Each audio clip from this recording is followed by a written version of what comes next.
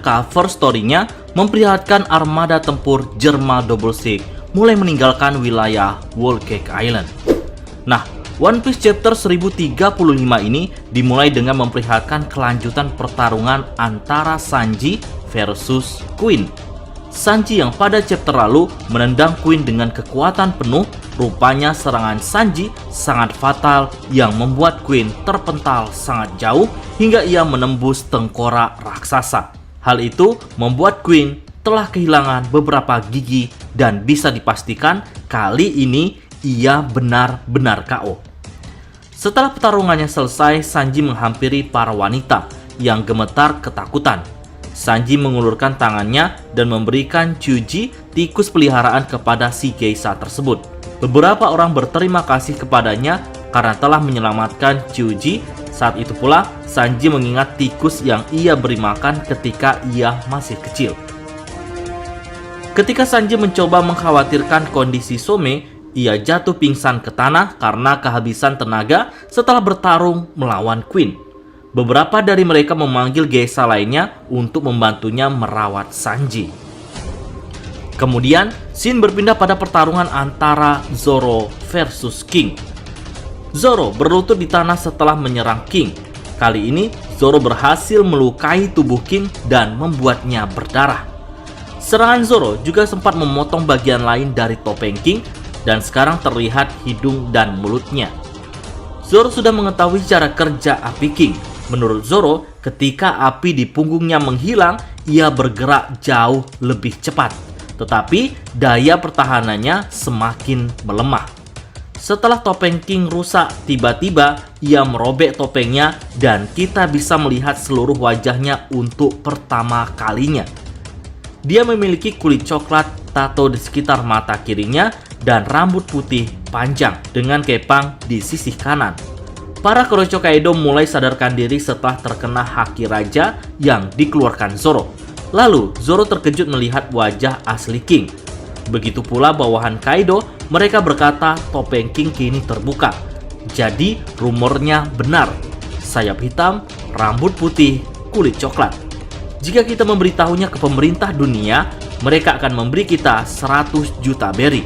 Tanpa disadari mereka, King mendengar percakapan para Kurocho. Lalu, dalam halaman ganda, di mana kita melihat King menghuluskan pedangnya dan melapisinya dengan api. Bawahan Kaido begitu terkejut dan ketakutan melihat King mengeluarkan serangan itu. Tanpa banyak basa-basi lagi, King lantas menebas mereka semua. Api dari pedang King berbentuk naga, mirip dengan naga seperti yang dikeluarkan Kaido dan Momonosuke. Nah, api itu membakar para Kurocho Kaido. Zoro yang telah naik keluar kastil melalui lubang di atap berbicara kepada King.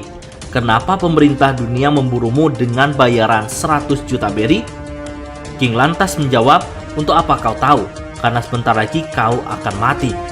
Lalu, King berubah menjadi Pteranodon dan terbang ke tempat Zoro berada. Pertempuran berlanjut di luar kastil. King terus menembaki Zoro dan juga menyerangnya dengan sayapnya. Setelah beberapa serangan, pertempuran berhenti. Kemudian, Zoro berpikir jika pertarungan berlangsung lebih lama, pedang Enma bisa saja membunuhnya. Karena Enma terus saja menyerap haki miliknya. King menyadari jika pedang itu memiliki aura yang sangat berbahaya.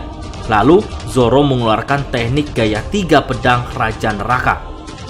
Lalu, cerita berlanjut memperlihatkan sedikit kilas balik tentang King muda dulu.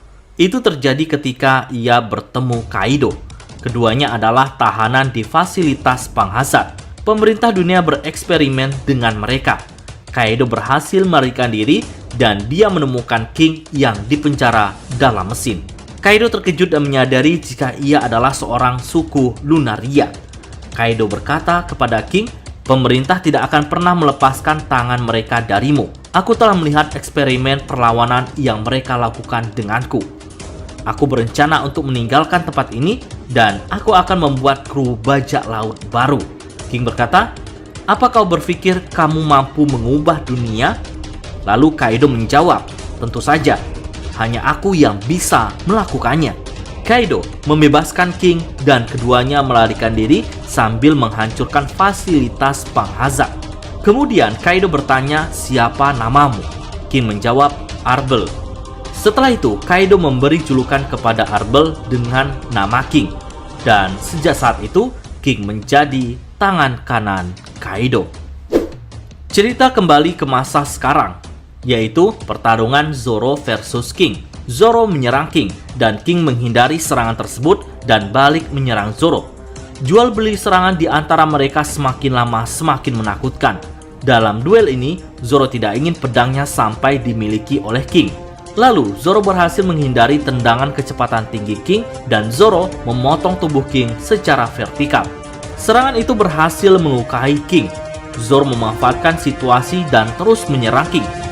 King kini tahu bahwa Zoro telah memahami cara kerja tubuhnya yang mampu dilukai saat bergerak cepat. Kemudian, King menciptakan versi naga apinya yang lebih besar dan lebih kuat untuk menyerang Zoro. Tak mau kalah, Zoro juga mengeluarkan teknik baru yang disebut Raja Neraka 3 Pedang Naga. Dalam halaman ganda yang luar biasa, Zoro menggunakan teknik yang mirip dengan Hiryuken, tetapi menggunakan 3 pedangnya pada saat bersamaan untuk menyerang King. Zoro memotong setengah naga api raksasa yang diciptakan oleh King. Kemudian, Zoro menyerang King secara persegi dengan luka yang sangat kuat di tubuhnya dan menciptakan beberapa cahaya hitam. Nah, di akhir chapter, serangan Zoro begitu dahsyat hingga ia memotong pedang King menjadi 2 bagian dan mengiris sayap King menjadi 2.